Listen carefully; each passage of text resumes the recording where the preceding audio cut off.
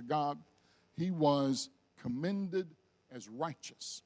And then we studied Enoch, and I want you to see this line about Enoch, and that is, here's the way it reads in the ESV, which I have. Now, before he was taken, he was commended as having pleased God. But we noted when we were doing Enoch, we noted that that is the Septuagint translation of the Hebrew to Greek and then to English translation. And that there are a good many of our Bible translations that take that phrase, having pleased God. That is the phrase from the Genesis line about Enoch, that he walked with God. So he walked with God. He lived a life that was pleasing to God. So it is said of Abel that he was righteous. It is said of Enoch that he walked with God, and we read it that way in most of our Bibles in the Old Testament, and as the line having pleased God in Hebrews 11. So here's something I want to show you about Noah in Genesis chapter 6 and verse 9. Here's how we're introduced to Noah. Now remember, we've studied the faith of Abel, who was righteous, and of Enoch, who walked with God. And notice what is said about Noah in Genesis chapter 6 and verse 9. These are the generations of Noah. Noah was a righteous man, blameless in his generations. Noah walked with God. So Abel was righteous. Enoch walked with God. Abel did both. And not that Abel and Enoch didn't do both. Their life could be described that way.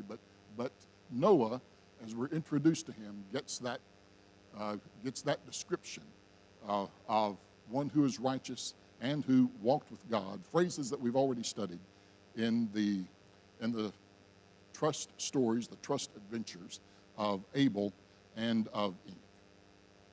Now here is the line by line that we will follow regarding Noah in verse 7 of Hebrews 11.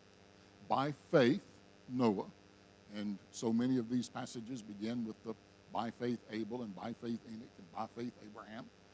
These are adventures in faith.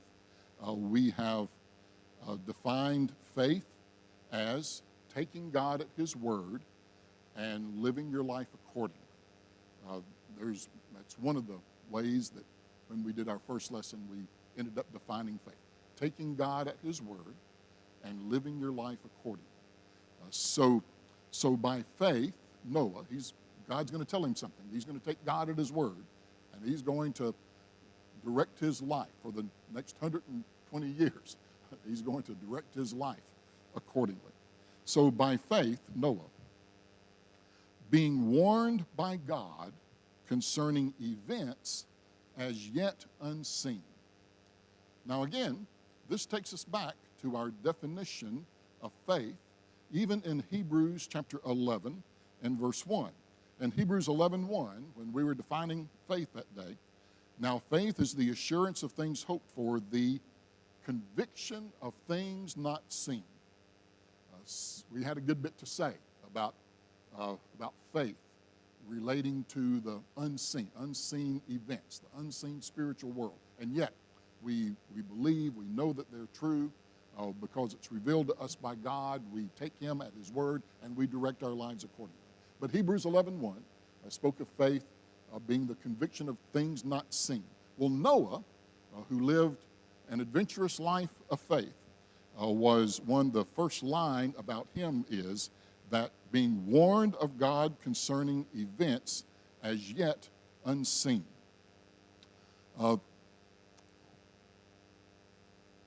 God did warn Noah that he was going to flood the earth. So let's look at the Genesis 6 story. It's not our purpose to study the whole flood event, but I do want to read through so that we get a sense of the adventurous life of Noah as he lived in faith toward God. I want to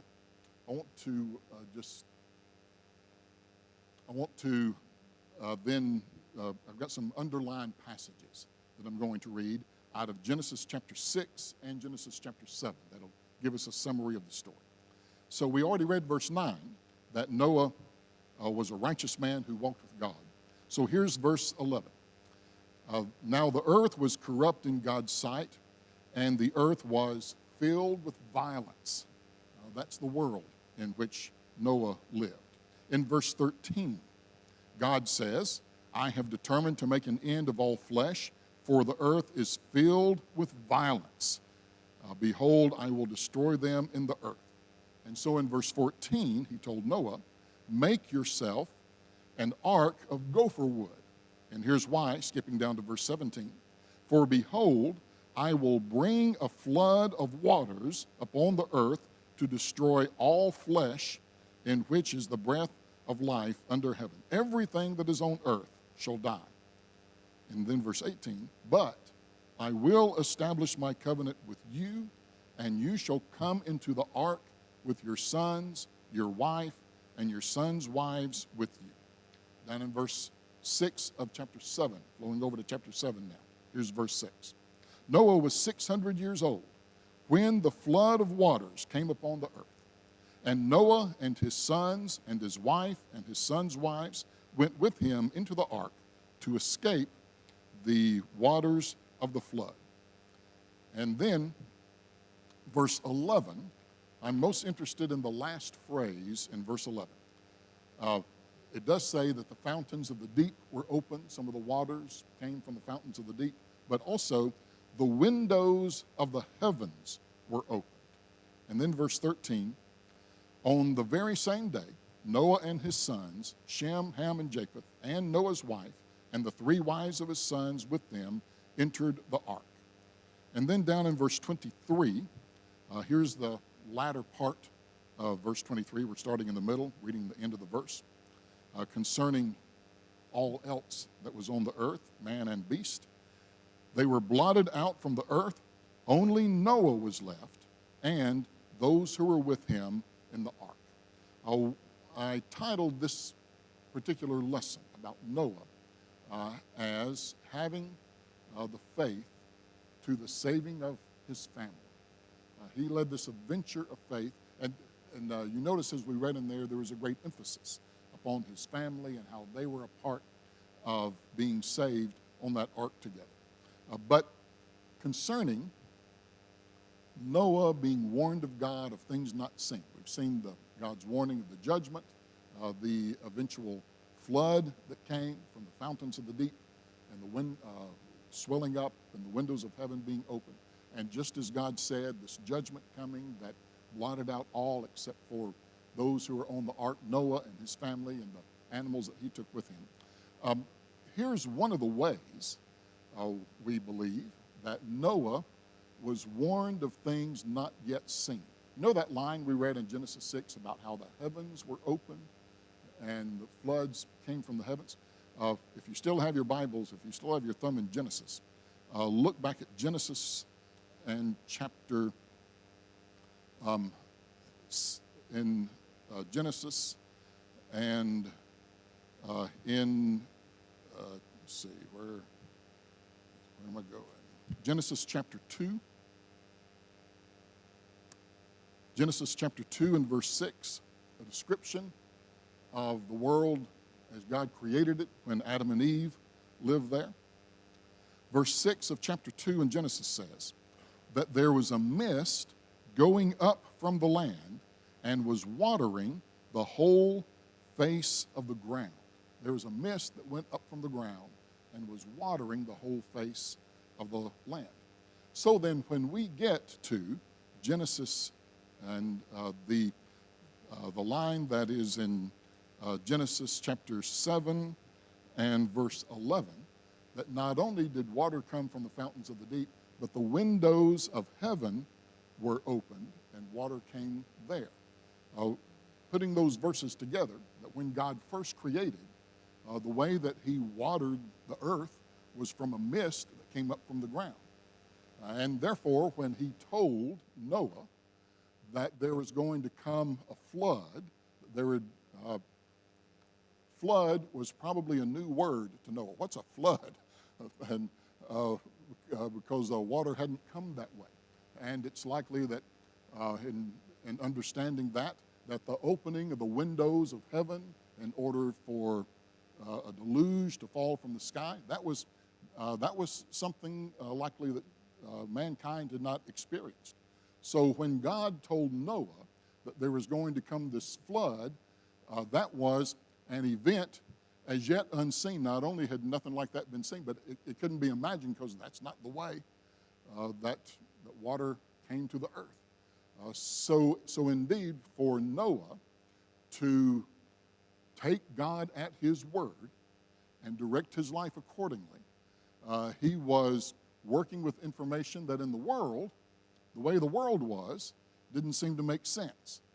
But because God gave the word, then he trusted God to the saving of himself and to his household.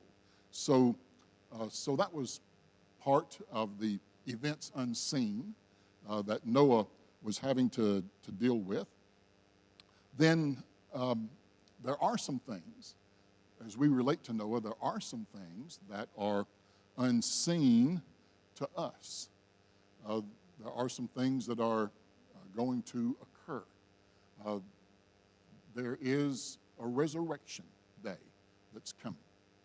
And I don't know how much we dwell on that or think about that. Our normal experience is that when death takes place, then there's a burial or there's a cremation. But in the story of God, there is also a resurrection and a transfiguration. And that all leads to, eventually, a new world at the second coming of Jesus. There is a judgment that takes place, like Noah was involved in this judgment of the flood that would come. There is the fire that we're warned about. He was warned of water. We're warned of fire that's going to come in such a way that it will melt the very elements of the earth as we know it. And then there's the specter of heaven and hell, and there's the kingdom as it currently exists and will exist in the age to come. All that is unseen to us.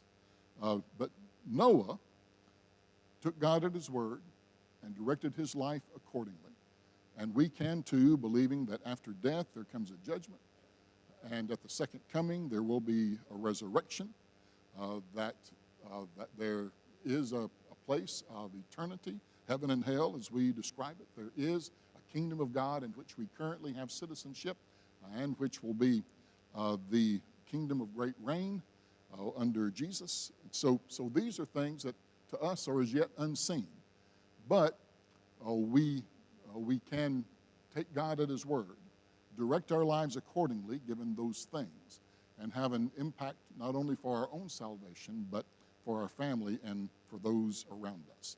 Noah was warned by God concerning events as yet unseen. And so are we. And Noah trusted his life and that of his family in the word of God. And we can do the same, even though there are some things that are left to our imagination. They're unseen events that have not yet happened in the world, but God has told us that they're coming. In the next phrase, it is said in Hebrews chapter 11, it is said that given the warning of God, even though it had to do with things unseen, so it was just complete faith, complete trust, taking God at his word, that what Noah did was, here's the direct your life accordingly part, he believed God concerning the warning, and so he directed his life accordingly. And the direction was, as he was told by God, we read the story in Genesis 6, God instructed him to build an ark of gopher wood, that in reverent fear, Noah constructed an ark. That's back in Hebrews 11. So that's our next line. In reverent fear, Noah constructed an ark. We are informed, reading Genesis 6, Genesis 7, God said more than build an ark. He told him what kind of wood to make it up.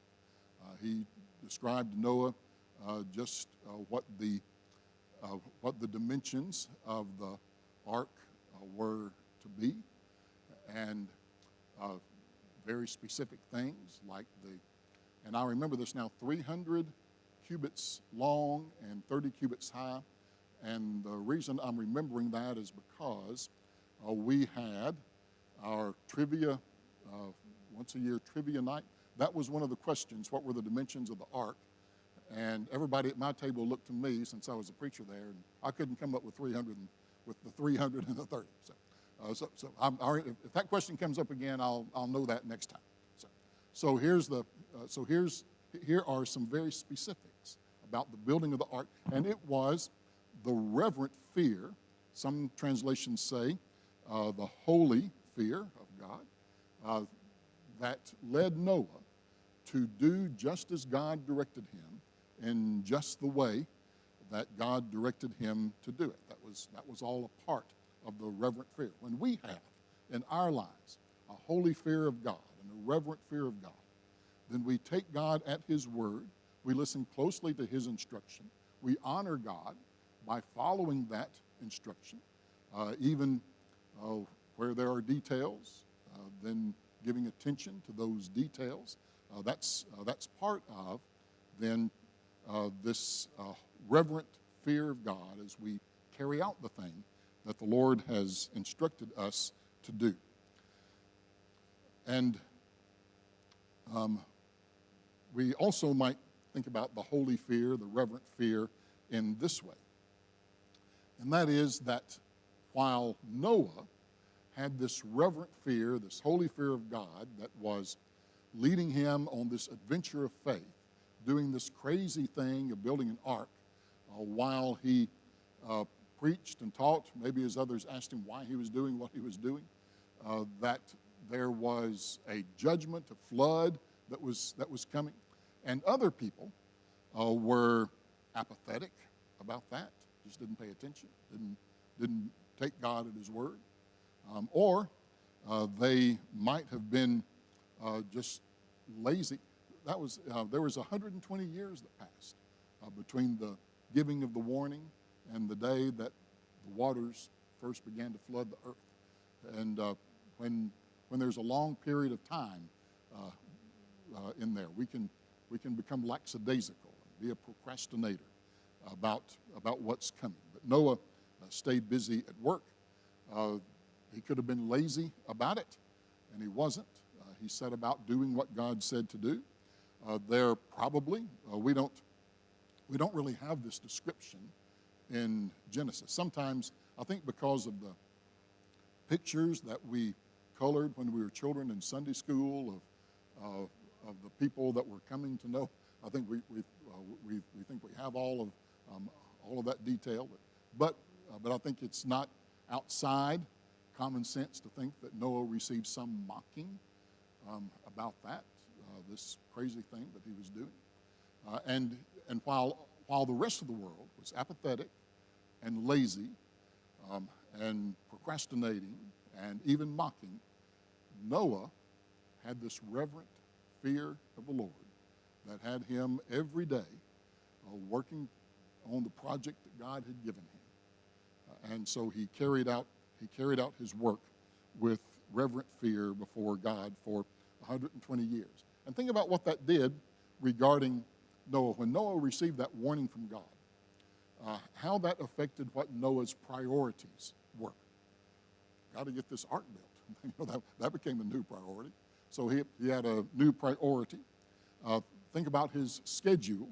I don't know what Noah's schedule was before the warning, but after the warning, he was busy doing the things of God. So his schedule changed. We can think about Noah's skills.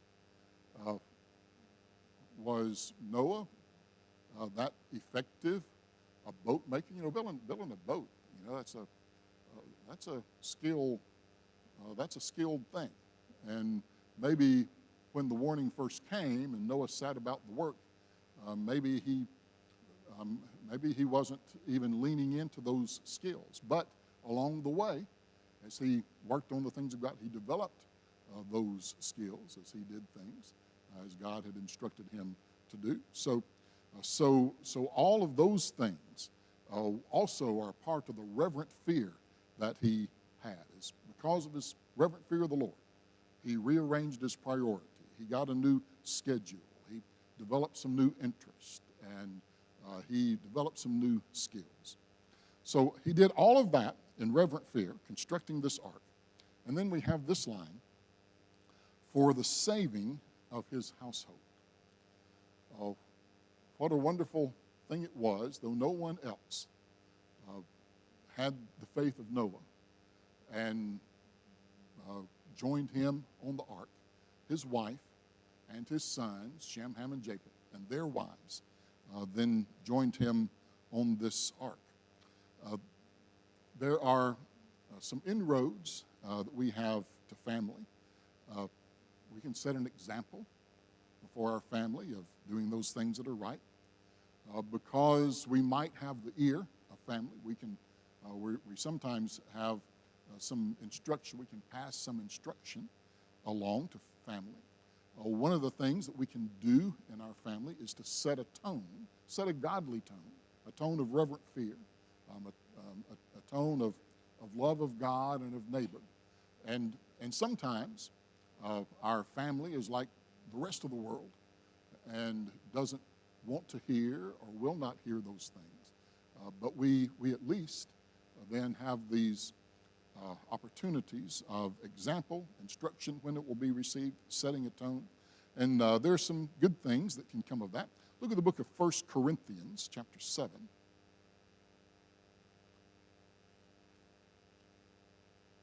1 Corinthians chapter 7.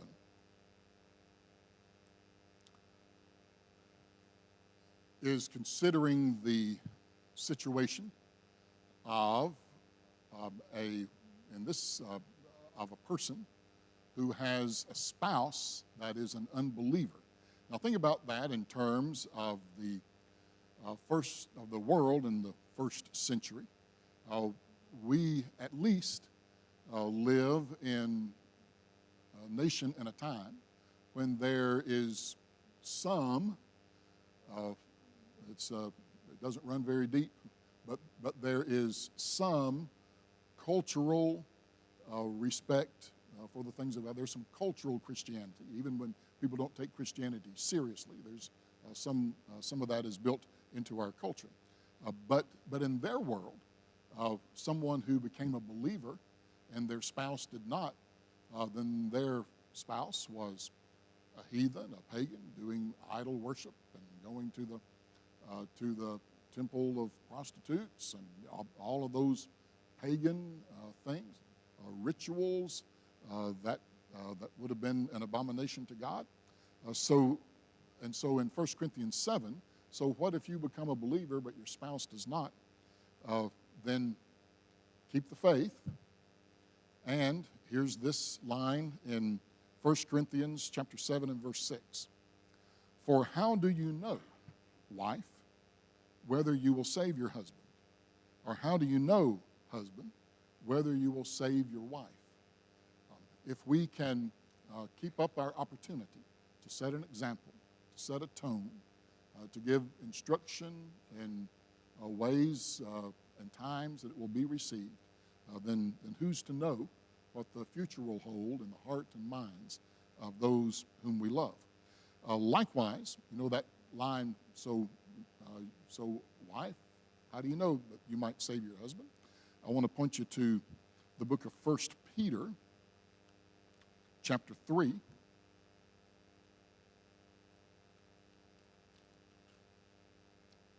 Verse 1, likewise, wives,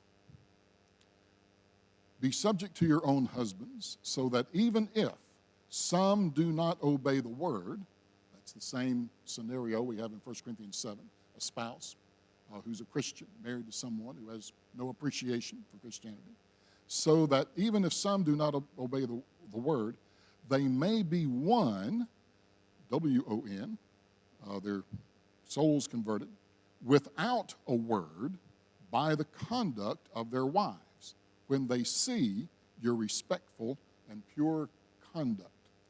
So Peter holds out the prospect that you might have a household situation. In this case, he's talking a wife who's a Christian, a husband who's not. We can understand the situation where the husband hears enough about that, he doesn't want to hear any more about it. But the wife, over a period of time, lives in such a way and models Christ in such a way that, and this is that who knows, it doesn't always happen, but it could happen, who knows, whether you might win your husband. And Peter mentions that some women have won their husbands to Christ, not by nagging about Christianity, but by setting a tone and setting an example of Christ before them. In the church where I preached previously, there was a woman who was dedicated to Christ, faithful in all that the church was doing. She was married to a nice man. He was nice, but he wasn't a Christian. And over the years, you know, when you're a preacher at a church and you have this nice couple and this half of the couple is dedicated, then you think, well, maybe the spouse is a prospect. But he had been approached by enough preachers over enough time, he wasn't interested in hearing about it anymore. And he had said, I will never. But then, after I'd been there some years, one day, he did. He became a Christian. And after he did, I went and I showed him this verse because I knew that his wife must have had a great impact on him. And I turned and read him that verse about the woman who without a word, and he had heard enough words over the years, he didn't want to hear any more words, but how a wife without a word by her conduct had won her husband. And this is what he said. He said, when I showed him that, he said, Cecil, I did not know that verse was in the Bible, but I bet my wife knew. And he was appreciative that his wife had led him in that way. So these things work. Our own faith can have its own fingers that reach into the saving of our household. And they did for Noah. I don't know how committed Shem, Ham, and Japheth were, or their wives. And there was some trouble after the flood even. But for that time being, they were saved together in the ark. And then there's this line. By this, he condemned the world. Well, what does that mean? By keeping the faith and building the ark to the saving of his household, living in reverent fear before God, he condemned the world. Well, how is that so? Well, the way that it's so is that when even one person, and Noah was one person in a world of violence, but even when one person makes the right choices and chooses faith to live according to the unseen, but believing it's true because they're taking God at his word and directing their lives accordingly. If one person can do that, any person can do that. And that is how then Noah condemned the world. It couldn't be that a person could plead, well, nobody would believe that. Yeah, somebody did believe that. Nobody could live that. Yeah, somebody did live that. And if that person could believe that and live that, then anyone whose heart and mind was turned to do so could have done so. And so in that way, then they judged the world. They demonstrated the guilt of the world, not by joining in the guilt of the world, but by being a righteous person who walked with God, then shone a light of judgment upon those who refused to do so. And so then, Noah became an heir of the righteousness that comes by faith. Throughout the Bible, there is the recurring line, the just shall live by faith. Noah, and there's lots of heirs of that faith over the years. There's Noah, we've already studied Abel and Enoch, Abraham, and going into the years of the Israelites, it's in the prophecy of Hosea that he says the just shall live by faith. And even now, those who truly live, those who live with our citizenship in heaven and who are walking with the Lord, we are people who are heirs of the righteousness that has come before us. We probably need to read these two passages then. 2 Peter chapter 2 in verse 5 says, and it's talking about God's judgment over the years and various scenarios. Here's 2 Peter 2:5. If God did not spare the ancient world, but preserved Noah, a herald of righteousness, and 7 others, because of his household, when he brought a flood upon the world of the ungodly, and then it continues mentioning other times of judgment. But here is a person with 7 others who was a herald of righteousness, and by living that righteousness, demonstrating that, then the rest of the world was not spared, came under condemnation. Then also in the book of 1 Peter, chapter 3, and I'm going to start reading at verse 18.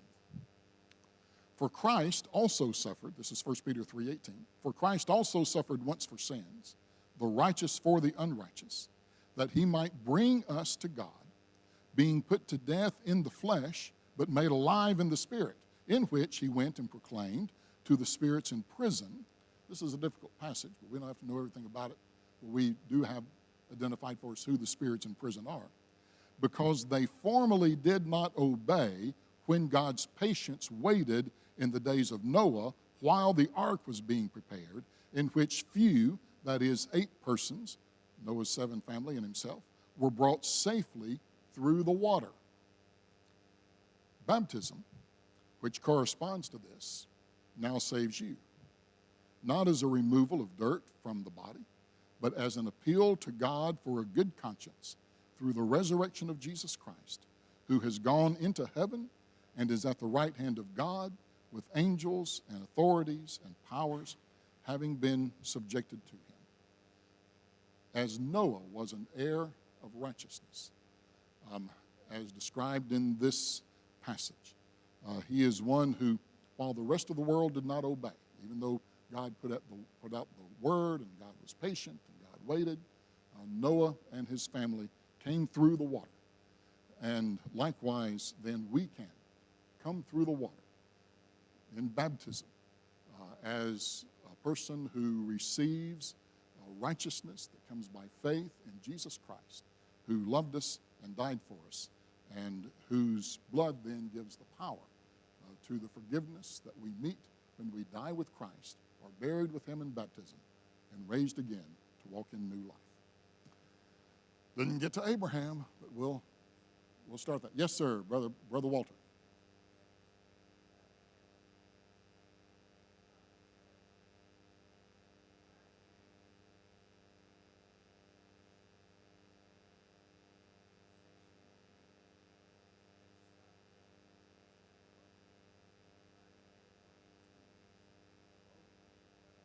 Okay. Okay. Well, you've been patient. So Brother Walter says one of his hearing aids is stopped up, and that happens with people who have hearing aids. So if you have a tool to clean that out, if you happen to have one of those, then he would like to use it before the next hour. Okay? All right? Very good. Thank you, Walter.